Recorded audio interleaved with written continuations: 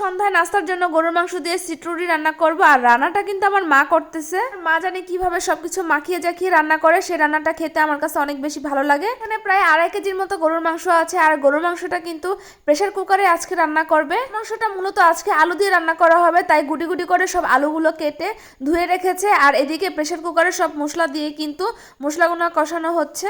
চিন্তা করলাম যে গরুর মাংস যেহেতু আছে, গরুর মাংসের সাথে সিট্রুটি বানিয়ে খাই। আর সিট্রুটিটা কিন্তু আমার অনেক বেশি পছন্দ। মাংসের মধ্যে কিন্তু একটু শুকনো মরিচের গুঁড়া দিয়ে দিল। আর শুকনো মরিচের গুঁড়া দিয়ে কিন্তু রান্না করলে অনেক বেশি ভালো লাগে। আর সে সাথে আলুগুলো দিয়ে দিল, আলুগুলো একটু কষানোর জন্য। ওগুলো কষানো শেষ করে কিন্তু আলাদা একটা কড়াইয়ের মধ্যে রেখে দিল। আর সেই ঝোলগুলোর মধ্যে কিন্তু গরুর মাংসগুলো দিয়ে দিল। আর এই গরুর মাংসগুলো সুন্দর করে মাখিয়ে জাকিয়ে রান্না করা হবে। আর মা গরুর মাংসটাকে রান্না করে তারপর সিট্রুটিটার জন্য সবকিছু প্রস্তুতি করবে।